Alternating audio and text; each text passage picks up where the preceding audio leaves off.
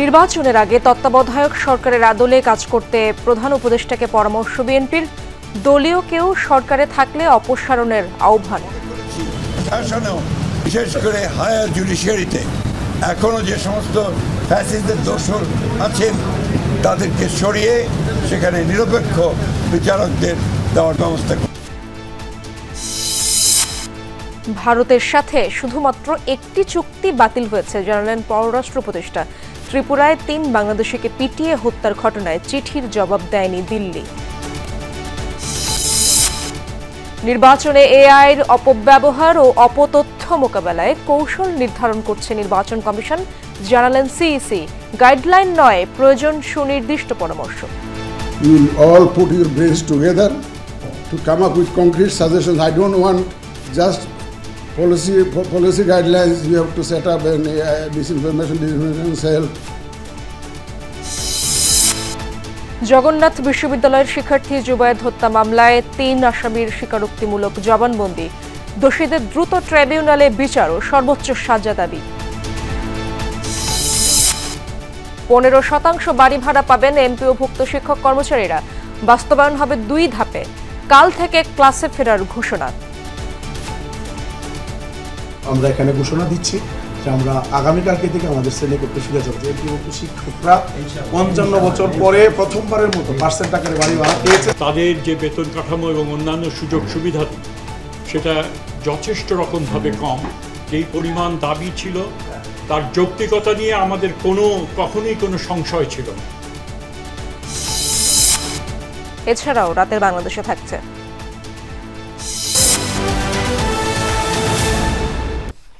নির্বাচনের আগে অন্তর্বর্তী সরকারকে তত্ত্বাবধায়ক সরকারের আদলে কাজ করার আহ্বান জানিয়েছে বিএনপি।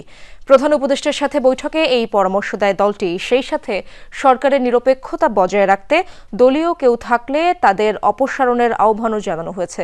বৈঠক শেষে সাংবাদিকদের এসব তথ্য জানান বিএনপি মহাসচিব মির্জা ফখরুল ইসলাম আলমগীর। নির্বাচনের সুষ্ঠু পরিবেশ নিশ্চিতে প্রশাসনে রদবদলে নিরপেক্ষতা বজায় রাখার আহ্বানও জানান মির্জা ফখরুল। এসব বিষয়ে প্রধান উপদেষ্টা বিএনপিকে আশ্বস্ত করেছে বলে জানিয়েছে প্রেস উইং। মঙ্গলবার সন্ধ্যায় প্রধান উপদেষ্টার বাসভবন যমুনায় ডক্টর মোহাম্মদ ইউনূসের সাথে বৈঠক করতে আসেন বিএনপির 3 সদস্যের প্রতিনিধি দল। বিএনপির মহাসচিব মির্জা ফখরুল ইসলাম আলমগীরের নেতৃত্বে প্রতিনিধি দলে ছিলেন স্থায়ী কমিটির সদস্য আমির খসরু মাহমুদ চৌধুরী ও সালাউদ্দিন আহমদ। প্রতিনিধি দলটির সঙ্গে 1 ঘণ্টারও বেশি সময় ধরে চলে ডক্টর ইউনূসের বৈঠক। বৈঠক থেকে বেরিয়ে গণমাধ্যমের মুখোমুখি হন বিএনপি নেতারা। এ সময় মির্জা ফখরুল ইসলাম আলমগীর জানান, সমসাময়িক বিভিন্ন বিষয় নিয়ে প্রধান উপদেষ্টাকে বিএনপির কয়েকটি উদ্বেগের কথা জানানো হয়েছে। জেলা প্রশাসন বিশেষ করে সেখানেও একইভাবে ব্যবস্থা গ্রহণ করতে হবে এবং আমরা কিছু কিছু কথা বলে এসেছি যেগুলো আমরা মনে করেছি যে তারা এখনও সেই পুরনো সরকারের ফ্যাসিস্ট সরকারের স্বার্থ পূরণ করছে, তাদেরকে অপসারণের কথা আমরা বলেছি। বিশেষ করে হায়ার জুডিশিয়ারিতে এখনও যে সমস্ত ফ্যাসিস্টদের দোষর আছেন তাদেরকে সরিয়ে সেখানে নিরপেক্ষ বিচারকদের দেওয়ার ব্যবস্থা করতে হবে। এ সময় দ্রুত অন্তর্বর্তী সরকারকে তত্ত্বাবধায়কের আদলে কাজ করার পরামর্শ দেওয়া হয়েছে বলেও জানান তিনি। জাতীয় সংসদ অনুষ্ঠানকে অর্থবহ, নিরপেক্ষ, সকলের কাছে গ্রহণযোগ্য করে তোলার জন্য এই মুহূর্ত থেকে যেটা প্রয়োজন হচ্ছে অন্তর্বর্তীকালীন সরকারকে এখন কেয়ারটেকার গভর্নমেন্টের আদলে নিতে হবে। অর্থাৎ কেয়ারটেকার গভর্নমেন্টের বলতে আমরা যা বুঝাই তত্ত্বাবধায়ক সরকার, সেই ভূমিকায় তাদেরকে যেতে হবে। বৈঠকে নির্বাচনের আগে প্রশাসনের রদবদলে নিরপেক্ষ অবস্থান বজায় রাখার আহ্বান জানায় বিএনপি। সরকারকে সম্পূর্ণভাবে নিরপেক্ষতা বজায় রাখার জন্য সরকারের মধ্যে যদি কোনো দলীয় লোক থেকে থাকেন তাকে অপসারণ করার জন্য আমরা দাবি জানিয়েছি। এদিকে জনপ্রশাসন মন্ত্রণালয়ে দায়িত্বপ্রাপ্ত উপদেষ্টা হিসেবে নির্বাচনের আগে প্রশাসনের যাবতীয় রদবদল সরাসরি তার তত্ত্বাবধানে হবে বলে বিএনপিকে আশ্বস্ত করেন ডক্টর ইউনূস। লামিয়া তিথি, যমুনা নিউজ, ঢাকা। ভারতের সাথে মাত্র একটি চুক্তি বাতিল করেছে অন্তর্বর্তী সরকার, আর কয়েকটি চুক্তি পর্যালোচনা করা হচ্ছে বলে জানিয়েছেন পররাষ্ট্র উপদেষ্টা তৌহিদ হোসেন। তিনি বলেন, 11টি চুক্তি বাতিলের যে কথা সামাজিক মাধ্যমে ঘুরছে, সেই তালিকার অনেকগুলো প্রকল্পই চূড়ান্ত হয়নি। ত্রিপুরায় 3 বাংলাদেশিকে পিটিয়ে হত্যার বিষয়ে জানতে চাইলেও দিল্লি এখনো চিঠির উত্তর দেয়নি বলেও জানান উপদেষ্টা। হিউম্যান রাইটস ওয়াচ সহ 6 সংগঠনের নির্বিচার গ্রেপ্তার বন্ধ ও আওয়ামী লীগের নিষেধাজ্ঞা প্রত্যাহার প্রসঙ্গেও কথা বলেন পররাষ্ট্র উপদেষ্টা।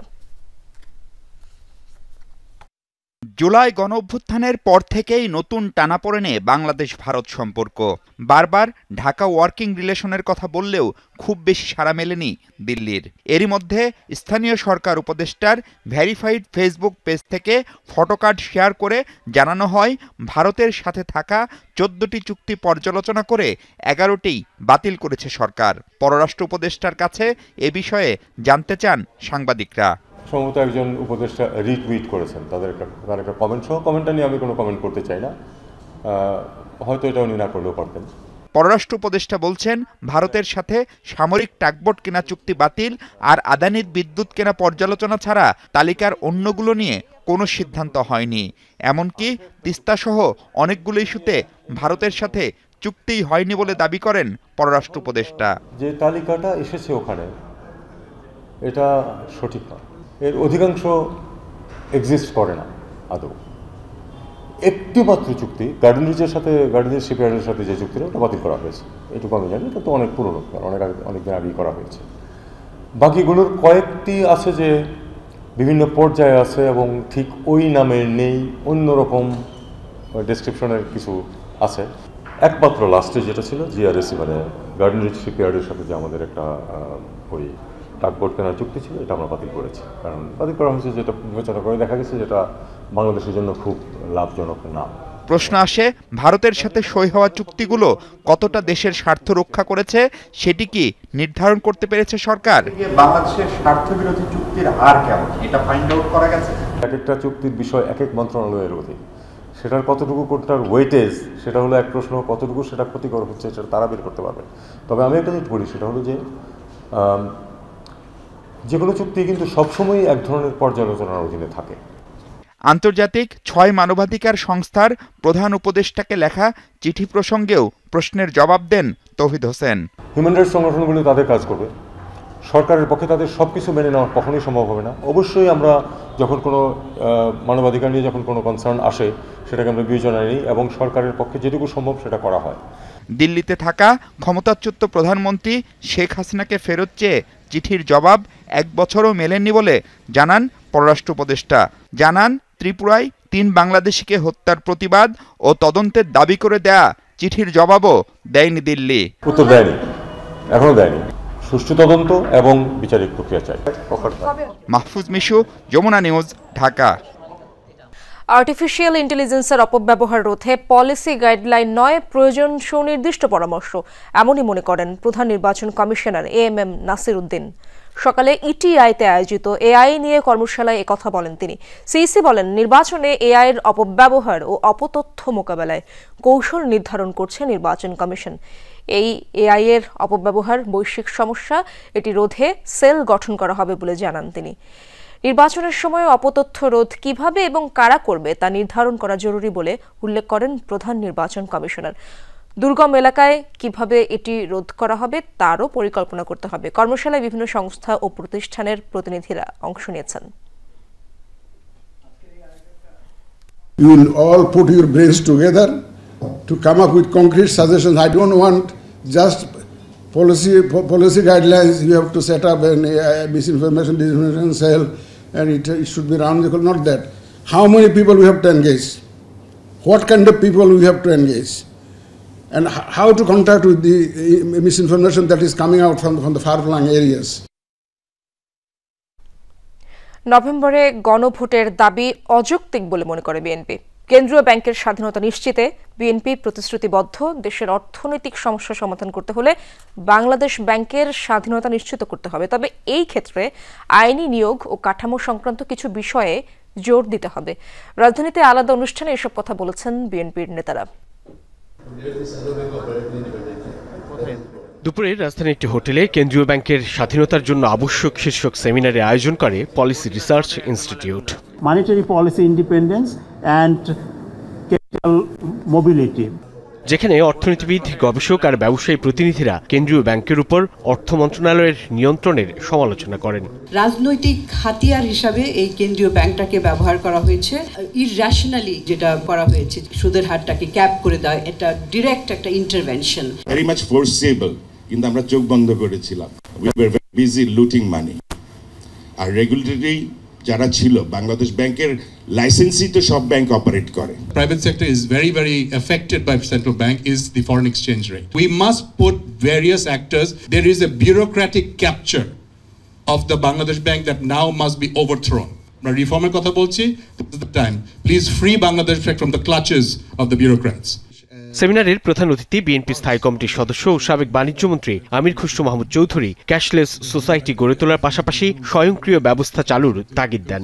আমরা কিন্তু কোনো সময় বাংলাদেশ ব্যাংকে পলিটিক্যাল অ্যাপয়েন্টমেন্ট করিনি। এখন বাংলাদেশ ব্যাংকের ইন্ডিপেন্ডেন্স যদি আমাদেরকে চিন্তা করতে হয়, এটা লিগ্যাল ইস্যু আছে, এখানে স্ট্রাকচারাল ইস্যু আছে, অ্যাপয়েন্টমেন্টের সাথে আপনার এদের পে প্যাকেজের ইস্যু আছে। এদিকে দুপুরে নয়াপল্টনে দলের কেন্দ্রীয় কার্যালয়ে সাংবাদিকদের সঙ্গে সমসাময়িক বিষয়ে কথা বলেন বিএনপির সিনিয়র যুগ্ম মহাসচিব রিজভী আহমেদ। যে কোনো উস্কানিতে উত্তেজিত না হতে নেতাকর্মীদের প্রতি আহ্বান জানান তিনি। উস্কানির মুখে শান্ত থাকতে বলেছি, তারা কোনো ধরনের ইতে যাবেন না, এবং অন্য যে রাজনৈতিক দল তাদেরকেও সেই দায়িত্বটি পালন করতে হবে। তারা যদি মনে করেন যে আমরা সব পেয়ে গেছি এবং সব পেয়ে যাব, তো এই জিনিসটি করলে তাদের শুধু ভুলই হবে না, এটা আত্মঘাতী হবে। দুপুরে জাতীয় প্রেস ক্লাবে 90-এর ছাত্র ঐক্যের অন্যতম রূপকার ও ডেমোক্রেটিক লীগের সাধারণ সম্পাদক সাইফুদ্দিন আহমেদ মনির দ্বিতীয় মৃত্যুবার্ষিকীতে স্মরণ সভায় যোগ দেন নেতারা।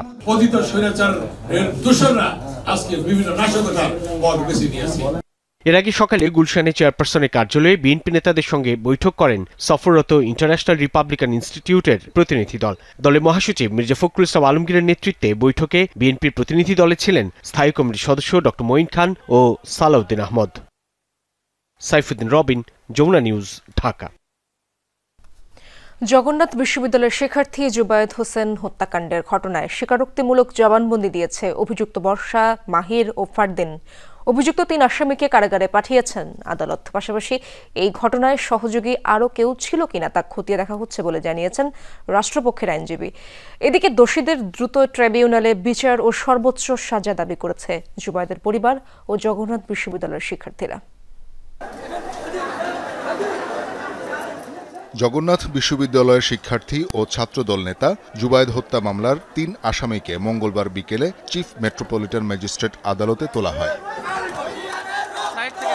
আগে থেকে আদালত প্রাঙ্গণে অবস্থান নিয়ে বিক্ষোভ করে জগন্নাথ বিশ্ববিদ্যালয়ের শিক্ষার্থী ও ছাত্রদলের নেতাকর্মীরা। হত্যাকারীদের সর্বোচ্চ বিচার, মৃত্যুদণ্ড দাবি করেন তারা। 5 ঘন্টা লাশ পড়ে থাকার পরেও তারা কোনো পদক্ষেপ নেয় নাই। অবশ্যই আমরা চাই ফাঁসি হোক।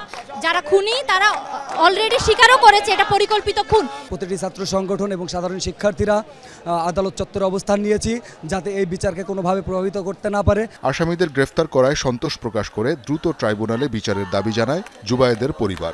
যেহেতু আমার ভাই সে মারা গেছে, আমরা তার বিচার চাই। আমরা এলাকাবাসী সহ সমগ্র দেশের মানুষই খুশি যে তাদেরকে পুলিশ ধরছে। এটা যদি দ্রুত ট্রাইব্যুনাল নিয়ে দ্রুত বিচারটা করতে পারে তাইলে আমরা খুশি আর কি, যে আমরা এই বিচারটা দ্রুত চাই।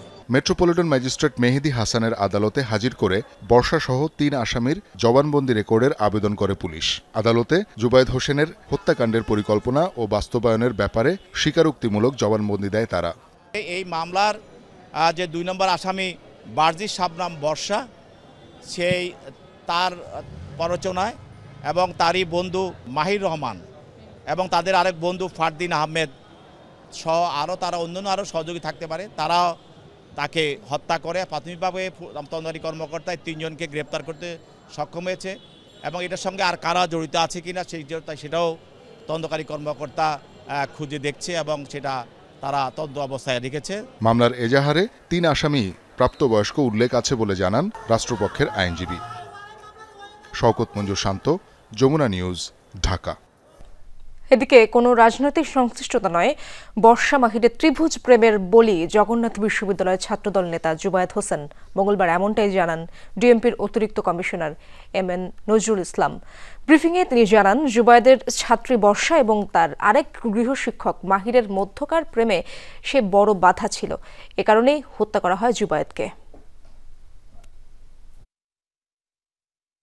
গেল রোববার রাজধানীর আরমানিটোলায় টিউশনি করাতে গেলে হত্যাকাণ্ডের শিকার হয় জগন্নাথ বিশ্ববিদ্যালয়ের ছাত্রদল নেতা জুবায়ের হোসেন। এ ঘটনায় জড়িত ৩ জনকে আটক করেছে পুলিশ। আজ দুপুরে সেই চাঞ্চল্যকর হত্যাকাণ্ডের রহস্য উদ্ঘাটন নিয়ে ব্রিফিং করে ডিএমপির অতিরিক্ত কমিশনার এম.এন. নজরুল ইসলাম। বলেন, বর্ষা ও তার প্রেমিক মাহিরের পরিকল্পনায় হত্যা করা হয় জুবায়েরকে। মূলত প্রেমের পথে বাধা দূর করতেই তাকে হত্যা করা হয়। হত্যাকাণ্ডে সরাসরি অংশ নেয় বর্ষার প্রেমিক মাহির ও তার বন্ধু ফারদিন আইলান। মেয়েটা এর প্রতিও দুর্বল হয়ে যায় জুবায়েদের প্রতি। যখন মাহিরের কাছে যায় তখন মাহিরের, যখন জুবায়েদের কাছে যায় তখন জুবায়েদের। তো মাহিরকে সে বলছে যে জুবায়েদকে না সরাতে পারলে আমি আসলে তোমার থাকতে পারবো না। এই কথা থেকেই তারা জুবায়েদকে সরাই দেওয়ার পরিকল্পনা করে।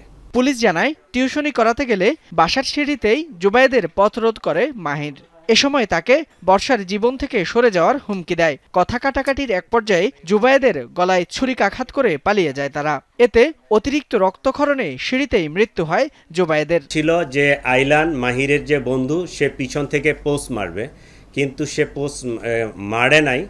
ওই মাহিরেই নিজেই তার চাকুটা বাহির করে ওই সে গলা বাম সাইডে না ডান সাইডে, ডান সাইডে এই জায়গাটাই পোস্ট মারছে। এ ঘটনায় চাঞ্চল্য তৈরি হলে সাথে সাথেই তদন্ত করে বর্ষা, মাহির সহ ৩ জনকে গ্রেফতার করে পুলিশ। এ ঘটনায় কোনো রাজনৈতিক সংশ্লিষ্টতা নেই বলেও জানায় পুলিশ। কমপ্লিটলি ত্রিভুজ প্রেমের কাহিনী, এটাকে রাজনৈতিক কালার দেওয়ার কোনো সুযোগ নাই। ফয়সাল মাহমুদ, যমুনা নিউজ, ঢাকা। দর্শক, রাতে বাংলাদেশে একটি বিরতি নিচ্ছি, ফিরে এসে আরো থাকছে। 15% বাড়ি ভাড়া পাবেন এমপিওভুক্ত শিক্ষক কর্মচারীরা। বাস্তবায়ন হবে 2 ধাপে। কাল থেকে ক্লাসে ফেরার ঘোষণা। আমরা এখানে ঘোষণা দিচ্ছি যে আমরা আগামীকালকে থেকে আমাদের শ্রেণীকক্ষে ফিরে যাব। যে এমপিওভুক্ত শিক্ষকরা 55 বছর পরে প্রথমবারের মতো পার্সেন্ট আকারে বাড়ি ভাড়া পেয়েছে। তাদের যে বেতন কাঠামো এবং অন্যান্য সুযোগ সুবিধা সেটা যথেষ্ট রকমভাবে কম। যেই পরিমাণ দাবি ছিল তার যৌক্তিকতা নিয়ে আমাদের কখনোই কোনো সংশয় ছিল না।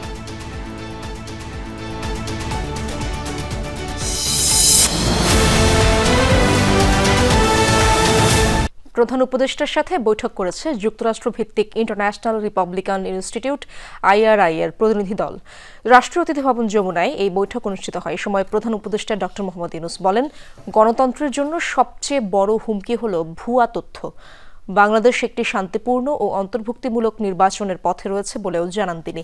প্রধান উপদেষ্টা বলেন, সরকার ফেব্রুয়ারিতে শান্তিপূর্ণ ও উৎসবমুখর নির্বাচন উপহার দেওয়ার জন্য প্রস্তুত। বৈঠকে ফেব্রুয়ারির জাতীয় সংসদ নির্বাচনে পর্যবেক্ষক পাঠানোর বিষয়টি নিশ্চিত করে IRI এর প্রতিনিধি দল। এই সময় IRI প্রতিনিধি দল ডক্টর মোহাম্মদ ইউনূসের নেতৃত্বের প্রশংসা করেন।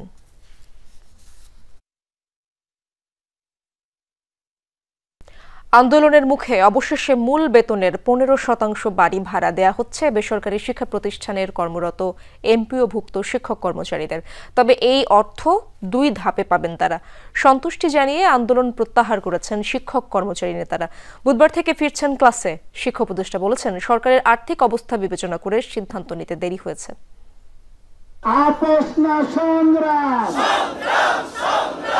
বাড়ি ভাড়া, উৎসব ভাতা বৃদ্ধি সহ 3 দফা দাবিতে 10 দিন ধরে আন্দোলন করেছেন এমপিওভুক্ত শিক্ষক কর্মচারীরা। এর মাঝে শিকার হয়েছেন পুলিশি হামলার। তবুও দাবি আদায়ে আন্দোলন থেকে পিছপা হননি তারা। মূল বেতনের 5 ভাগ বাড়ি ভাড়া বৃদ্ধির সিদ্ধান্তেও মাঠ ছাড়েননি শিক্ষক কর্মচারীরা। অবস্থান নেন শহীদ মিনারে। তাদের আন্দোলনের সাথে সংহতি জানায় বিএনপি, জামায়াত, এনসিপি, সিপিবি সহ সব রাজনৈতিক দল। এটা অত্যন্ত মৌলিক একটা দাবি। এই অবস্থায় মঙ্গলবার সচিবালয়ে শিক্ষা উপদেষ্টার সাথে আন্দোলনরত শিক্ষক ও কর্মচারী নেতাদের বৈঠক হয়। সেখানে আগের সিদ্ধান্ত পরিবর্তন করে মূল বেতনের 15 ভাগ বাড়ি ভাড়া বাড়ানোর সিদ্ধান্ত জানানো হয়। হস্তান্তর করা হয় অর্থ মন্ত্রণালয়ের বাড়ি ভাড়া বাড়ানোর আদেশের কপি। 1 নভেম্বর 2025 তারিখ হতে মূল বেতনের 7.5% হারে সর্বনিম্ন 2000 টাকা এবং 1 জুলাই 2026 তারিখ হতে আরও 7.5% অর্থাৎ মূল বেতনের সর্বমোট 15% হারে সর্বনিম্ন 2000 টাকা নির্ধারণ করা হয়েছে। তাদের যে বেতন কাঠামো এবং অন্যান্য সুযোগ সুবিধাদি সেটা যথেষ্ট রকমভাবে কম। যেই পরিমাণ দাবি ছিল তার যৌক্তিকতা নিয়ে আমাদের কখনোই কোনো সংশয় ছিল না। অবশ্যই যুক্তিযুক্ত দাবি ছিল, কিন্তু সেটা পূরণ করা ছিল অন্যান্য শর্ত সাপেক্ষে আমাদের সম্পদ কতটুকু রয়েছে। শিক্ষক নেতারা বাড়ি ভাড়া বাড়ানোয় সন্তুষ্টি প্রকাশ করেন। আন্দোলন প্রত্যাহার করে শ্রেণীকক্ষে ফেরার ঘোষণা দেন। আমরা এখানে ঘোষণা দিচ্ছি যে আমরা আগামীকালকে থেকে আমাদের শ্রেণীকক্ষে ফিরে যাব। যে এমপিভুক্ত শিক্ষকরা 55 বছর পরে প্রথমবারের মতো পার্সেন্ট আকারে বাড়ি ভাড়া পেয়েছে স্যারের মাধ্যমে। শিক্ষা মন্ত্রণালয় থেকে শহীদ মিনারে যান শিক্ষক কর্মচারী নেতারা। এ সময় সিদ্ধান্ত নিয়ে মিশ্র প্রতিক্রিয়া থাকলেও মেনে নেন তারা। আহ্বান জানান চিকিৎসা ও উৎসব ভাতা বৃদ্ধির। চিকিৎসা ভাতা চাইছি আমরা 1500 টাকা, এটাও দিতে হবে, এবং যে আমাদের কর্মচারীরা আছে 75% উৎসব ভাতা যে রয়েছে এটাও দিতে হবে। যদিও আমরা এই 15%-এ আমরা রাজি নই, তারপরও মনের হয়তো কষ্ট নিয়েও এটাকে সম্মতি জানাতে হবে। আন্দোলনের কারণে 8 দিনে শিক্ষা কার্যক্রমের ক্ষতি পুষিয়ে দিতে বাড়তি ক্লাস নেবেন তারা। জোর দিবেন মানসম্পন্ন শিক্ষার উপর। আলমগীর স্বপন, যমুনা নিউজ, ঢাকা। আন্দোলনরত শিক্ষকরা নব উদ্যমে শ্রেণীকক্ষে ফিরবেন, পাশাপাশি ভবিষ্যৎ প্রজন্মকে গড়ে তুলতে অবদান রাখবেন বলে আশা প্রকাশ করেছেন প্রধান উপদেষ্টা ডক্টর মোহাম্মদ ইউনূস। মঙ্গলবার প্রধান উপদেষ্টার ভেরিফাইড ফেসবুক পেজে এই তথ্য জানানো হয়েছে। পোস্টে আরও বলা হয়, অন্তর্বর্তী সরকার বেসরকারি শিক্ষা প্রতিষ্ঠানের এমপিওভুক্ত শিক্ষক কর্মচারীদের দাবি যৌক্তিক বলে মনে করে, তবে মূল বেতনের 20% বাড়ি ভাড়া বৃদ্ধির মতো সামর্থ্যে অর্থনীতিতে ফেরেনি। তাই সরকারকে বাস্তবতার নিরিখে এই সিদ্ধান্ত নিতে হয়েছে। পোস্টে আরও বলা হয়েছে, চলতি বছরের 1 নভেম্বর থেকে মূল বেতনের 7.5% বৃদ্ধির সিদ্ধান্ত নিয়েছে অন্তর্বর্তীকালীন সরকার। একই সঙ্গে আগামী বছরের জুলাই মাস থেকে বাড়ি ভাড়া আরও 7.5% বৃদ্ধির সিদ্ধান্ত হয়েছে। একই পোস্টে শিক্ষা উপদেষ্টা সহ সংশ্লিষ্ট সবাইকে তাদের অক্লান্ত পরিশ্রমের জন্য বিশেষভাবে ধন্যবাদ জানিয়েছেন ডক্টর মোহাম্মদ ইউনূস। আন্দোলন দমনে শেখ হাসিনা মারণাস্ত্র ব্যবহারের নির্দেশ দেননি, যে কয়েকটি ঘটনা ঘটেছে তার জন্য সংশ্লিষ্ট ব্যক্তিরাই দায়ী বলে আদালতে যুক্তিতর্ক উপস্থাপন করলেন শেখ হাসিনার রাষ্ট্রনিযুক্ত আইনজীবী। লেথাল উইপন বা প্রাণঘাতী অস্ত্র ব্যবহার সংক্রান্ত কল রেকর্ডের বিশ্বাসযোগ্যতা নিয়েও প্রশ্ন তোলেন তিনি। বলেন, ড্রোন এবং হেলিকপ্টার ব্যবহার করা হয়েছিল জানমালের নিরাপত্তা রক্ষায়। আন্তর্জাতিক অপরাধ ট্রাইব্যুনালে শেখ হাসিনা সহ 3 জনের বিরুদ্ধে মানবতাবিরোধী অপরাধ মামলায় প্রসিকিউশন 54 জন সাক্ষী নৃশংসতার অসংখ্য ভিডিও ও রেকর্ডিং উপস্থাপন করেছে। প্রসিকিউশনের দাবি, আসামিদের অপরাধ প্রমাণ করতে পেরেছেন তারা। মঙ্গলবার যুক্তিতর্ক উপস্থাপনের দ্বিতীয় দিনে শেখ হাসিনা ও আসাদুজ্জামান খান কামালের বিরুদ্ধে আনা সব অভিযোগ অস্বীকার করেন আসামিপক্ষের ট্রাইব্যুনাল নিযুক্ত আইনজীবী। তার দাবি, আন্দোলন দমনে মারণাস্ত্র ব্যবহারের কোনো নির্দেশই দেননি সাবেক প্রধানমন্ত্রী শেখ হাসিনা। এ সংক্রান্ত অডিও রেকর্ডের বিশ্বাসযোগ্যতা নিয়েও প্রশ্ন তোলেন তিনি। লেথাল উইপন ব্যবহার করতে বলছে, কিন্তু লেথাল উইপন দিয়া বলে না যে ছাত্রদের উপর গুলি করিয়া তুমি মানুষ মেরে ফেলো। যে অডিও রেকর্ডটা এক্সামাইন হইল, ফরেনসিক একটা রিপোর্টও দিল, সেই রিপোর্টটা মাননীয় আদালত কিভাবে একটির উপরে রিপোর্টের উপরে ভিত্তি করে এটাকে অ্যাকসেপ্ট করবেন? বলেন, আন্দোলন চলাকালে ড্রোন ও হেলিকপ্টার ব্যবহার করা হয় রাষ্ট্রের সম্পদ এবং জনগণের জানমাল রক্ষায়। পাশাপাশি সারা দেশে 3,05,000 রাউন্ড গুলি ছোড়ার তথ্য নিয়েও সন্দেহ প্রকাশ করেন তিনি। যে লোকেট করে দেখছে কোন জায়গায় বেশি জনতা, বেশি রাষ্ট্রীয় সম্পদ নষ্ট করতে পারে, জানমালের ক্ষতি করতে পারে, সেই জায়গাটাকে লোকেট করে জায়গাটাকে যাতে জনসাধারণকে ছিন্ন বিচ্ছিন্ন করে দেওয়া যায়, সরিয়ে দেওয়া যায়, যাতে ওইরকম কোনো অপরাধ বা ওইরকম কোনো জানমালের ক্ষতি না হয়। এদিকে গুমের মামলায় অভিযুক্তদের গ্রেপ্তার করে বুধবার ট্রাইব্যুনালে হাজিরের নির্দেশনা রয়েছে। প্রসিকিউশন বলছে, আসামিদের হাজির করা বা গ্রেপ্তার দেখানো না হলে ট্রাইব্যুনাল আইন অনুযায়ী চলবে বিচার কাজ। যদি ওনারা কালকে হাজির না হন অথবা ওনাদেরকে হাজির করা না হয়, তবে এই আইন অনুযায়ী তাদেরকে ট্রাইব্যুনালে উপস্থিত হওয়ার জন্য 2টি জাতীয় পত্রিকায় বিজ্ঞপ্তি প্রদান করে দেওয়া হবে। পত্রিকার বিজ্ঞপ্তির দিনেও যদি ওনারা হাজির না হয়, তাহলে ওনাদেরকে পলাতক ঘোষণা করে তাদের পক্ষে একজন স্টেট ডিফেন্স কাউন্সিল এনগেজ করা হবে। একই দিন ট্রাইব্যুনাল 2-এ আশুলিয়ায় 6 মরদেহ পোড়ানোর মামলা ও জুলাইয়ে প্রথম শহীদ আবু সাইদ হত্যা মামলার সাক্ষ্য গ্রহণ হয়। মাইনুল মারুফ, যমুনা নিউজ, ঢাকা। কার্গো কমপ্লেক্সে আগুনে পুড়ে গেছে অনেক জরুরি ওষুধের কাঁচামাল। এতে 4000 কোটির ওষুধ উৎপাদন ব্যাহত হবে। মঙ্গলবার রাজধানীর তেজগাঁওয়ে সংবাদ সম্মেলনে এসব তথ্য জানায় ঔষধ শিল্প সমিতি। বিমানবন্দরের স্টোর ও কোল্ড চেইন সিস্টেম ঠিক না করলে সংকটে পড়তে পারে পুরো স্বাস্থ্য খাত। শনিবার শাহজালাল আন্তর্জাতিক বিমানবন্দরের কার্গো কমপ্লেক্সে আগুন লাগে। পুড়ে যায় অনেক ব্যবসায়ীর স্বপ্ন সম্বল।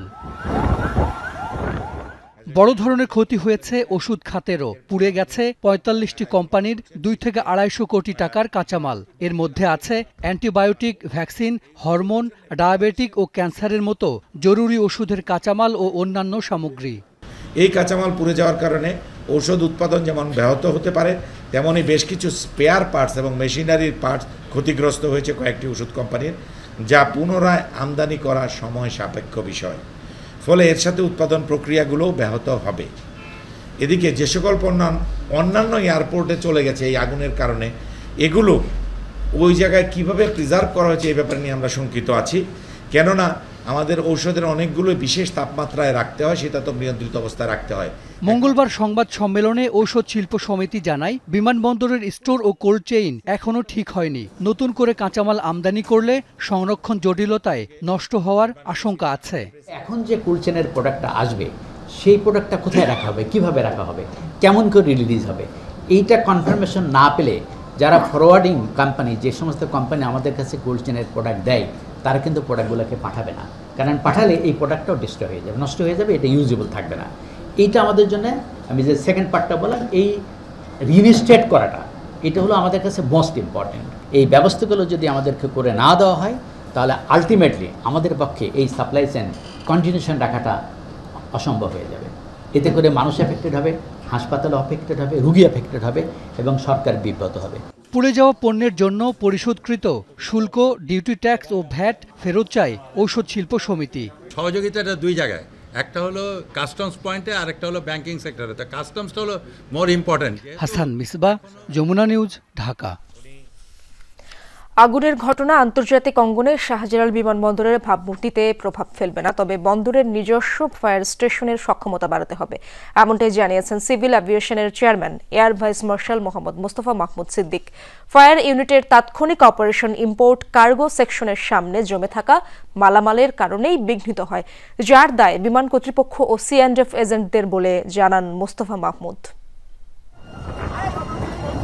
ব্যবসায়ীদের হিসাবে এয়ার ফ্রেট ও কার্গো কমপ্লেক্সের অগ্নিকাণ্ডে ব্যবসায়িক ক্ষতি 12,000 কোটি টাকার বেশি। ঘটনার 2 দিন পর গণমাধ্যমের সামনে বেসামরিক বিমান চলাচল কর্তৃপক্ষ বেবিচকের চেয়ারম্যান বিমানবন্দরের মতো গুরুত্বপূর্ণ স্পর্শকাতর স্থানে আগুন নিয়ন্ত্রণে বিলম্ব ও সুরক্ষা ব্যবস্থা নিয়ে ওঠা প্রশ্নের জবাব দেন তিনি। বেবিচক চেয়ারম্যান বলেন, বিমানবন্দরের 4টি ফায়ার ভেহিকেল থাকলেও ইম্পোর্ট কার্গো সেকশনের সামনে জমা থাকা মালামালের কারণে বাধাপ্রাপ্ত হয়। নান অফ দেম, কেউ বলে নাই তাদের কোনো ফায়ার ফাইটিং ভেহিকেল ভিতর ঢুকতে বাধা দেওয়া হয়েছে। হয়তো এমনও হতে পারে যে এটা বছরের পর বছর জিনিসপত্র হয়তো ক্লিয়ার হয় না, সেই ঘটনাও থাকতে পারে। আমরা যতটুকু জানতে পেরেছি সেই ঘটনাগুলো তদন্তের মাধ্যমে বের হয়ে আসবে। বাট এই কর্তৃপক্ষ হচ্ছে সেটা কন্ট্রোলিং বিমান, C&F এজেন্ট, কাস্টমস অ্যান্ড যদি কুরিয়ার থেকে তারা। সিভিল এভিয়েশনকে অগ্নি নিরাপত্তা উন্নত করতে স্টোর ইউনিট থেকে 19টি চিঠি দেওয়ার বিষয়টি ভুল ব্যাখ্যা বলেও দাবি করেন বেবিচক চেয়ারম্যান। যার রেফারেন্সে বলছেন 19 বার এটা চিঠি দেওয়া হয়েছে, ওনার সাথে গতকাল আমার স্টেটে কথা হয়েছে, উনি বলেছেন ওনাকে ভুলভাবে জিনিসটা ব্যাখ্যা করা হয়েছে, এই সংক্রান্ত কোনো তাগাদা দেওয়া হয় নাই। আর যে বলেন জিনিসপত্র আপগ্রেড করার জন্য আমরা প্রতিনিয়তই মনে করেন এই সিস্টেমটা, এই বিল্ডিংয়ের এইটা নানা রকম মেইনটেন্যান্সের কাজ আমরা করি। আগুনের ঘটনায় আন্তর্জাতিক বিমান চলাচল কর্তৃপক্ষ আইকাওয়ের কাছে ভাবমূর্তি হারাবে না মনে করেন মোস্তফা মাহমুদ সিদ্দিক। আর সহসাই ইম্পোর্ট টার্মিনাল ব্যবহার করা যাবে না বলে জানান বেবিচক চেয়ারম্যান। আইকাও আমি মনে করি যে আইকাও এই ঘটনা পরবর্তীতে যদি দেখে যে আমাদের স্টেপগুলো কেমন হচ্ছে, প্রবাবলি সেটা আমাকে আরও বেটার সাপোর্ট করবে টু আপলিফট মাই পজিশন। সুতরাং আইকাও এর মাধ্যমে আমার মনে হয় কোনো মানদণ্ডে আমার আঘাত আসবে না। 21 তারিখ রাত 12টা পর্যন্ত 3 দিনের অতিরিক্ত ফ্লাইটগুলোর ট্যাক্স মওকুফ করা হয়েছে জানান বেবিচক চেয়ারম্যান। তানজিম শাফিন, যমুনা নিউজ, ঢাকা। জনপ্রিয় নায়ক সালমান শাহ হত্যা মামলার তদন্ত প্রতিবেদন 7 ডিসেম্বরের মধ্যে দাখিলের নির্দেশ দেওয়া হয়েছে। রাজধানীর রমনা থানায় দায়ের করা মামলায় তার সাবেক স্ত্রী সামিরা হক সহ 11 জনের বিরুদ্ধে তদন্ত প্রতিবেদন দাখিলের জন্য এই সময়সীমা ধার্য করেন আদালত। ঢাকার মেট্রোপলিটন ম্যাজিস্ট্রেট মোহাম্মদ সাইফুজ্জামান মামলার এজাহার গ্রহণ করে এই আদেশ দেন। গত 20 অক্টোবর মধ্যরাতে সালমান শাহর মা নীলা চৌধুরীর পক্ষে তার ভাই মোহাম্মদ আলমগীর কুমকুম মামলাটি দায়ের করেন। রাতের বাংলাদেশে একটি বিরতি নিচ্ছি, ফিরে এসে আরও থাকছে। রাশিয়ার সাথে যুদ্ধে জিততে পারবে না ইউক্রেন, দাবি ট্রাম্পের। দোনবাস ছেড়ে দেওয়ার আহ্বান, আমন্ত্রণ পেলে হাঙ্গেরির বৈঠকে যেতে চান জেলেনস্কি।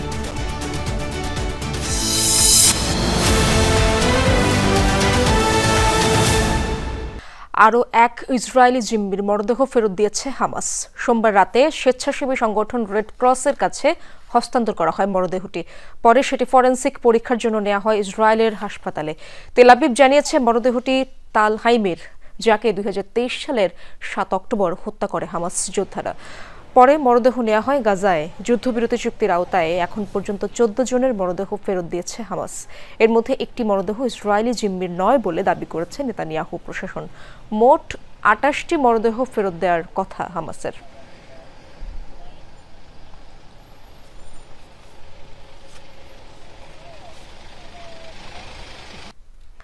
রাশিয়া ইউক্রেন ইস্যুতে ফের অবস্থান পাল্টালেন ডোনাল্ড ট্রাম্প। ভ্লাদিমির পুতিনের সাথে ফোনালাপের পর রাশিয়ার প্রতি নমনীয় মার্কিন প্রেসিডেন্ট দাবি করলেন ইউক্রেন এই যুদ্ধ জিততে পারবে না। এমনকি রাশিয়ার নিয়ন্ত্রণে থাকা দোনবাস ছেড়ে দেওয়ার আহ্বানও জানিয়েছেন তিনি। এদিকে হাঙ্গেরিতে হতে যাওয়া ট্রাম্প পুতিন বৈঠকে আমন্ত্রণ পেলে অংশ নিতে চান ভলোদিমির জেলেনস্কি।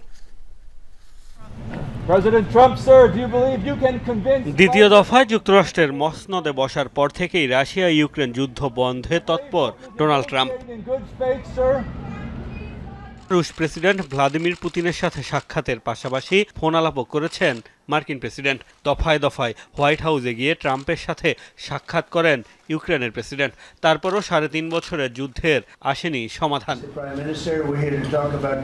বিভিন্ন সময় যুদ্ধ বন্ধে চাপ বৃদ্ধিতে রাশিয়ার বিরুদ্ধে কঠোর হলেও পুতিনের সাথে কথোপকথনের পরই যেন বদলে যান ট্রাম্প। সম্প্রতি বেশ কয়েকবার ইউক্রেনের পক্ষে জোরালো অবস্থান নিলেও পুতিনের সাথে ফোনালাপের পর আবারও সুর বদল ট্রাম্পের। দাবি এই যুদ্ধে ইউক্রেন জয় পাবে না। ইউক্রেন যুদ্ধে জিততে পারত, তবে আমার মনে হয় না তারা শেষ পর্যন্ত জয় পাবে। আমি কখনো বলিনি তারা জিতবে, আমি বলেছি তারা জিততে পারে। যুদ্ধে যে কোনো কিছুই ঘটতে পারে। এটা এমন একটা যুদ্ধ যা আমি সে সময় প্রেসিডেন্ট থাকলে কখনোই ঘটতো না। এর আগে দোনবাসের যতটুকু রাশিয়া দখল করেছে আপাতত তার আশায় ইউক্রেনকে ছেড়ে দিতে বলেছেন ট্রাম্প। তার দাবি অঞ্চলটির 78% বর্তমানে পুতিন প্রশাসনের নিয়ন্ত্রণে। দোনবাস এখন যেভাবে আছে সেভাবেই ভাগ করা হোক। আমার মনে হয় 78% জমি এরই মধ্যে রাশিয়া দখল করে নিয়েছে। এখন যেভাবে আছে সেভাবেই রেখে দিতে হবে। পরে এটা নিয়ে তারা আলোচনা করুক, কিন্তু এখন লড়াই বন্ধ করতে হবে, মানুষ হত্যা বন্ধ করতে হবে।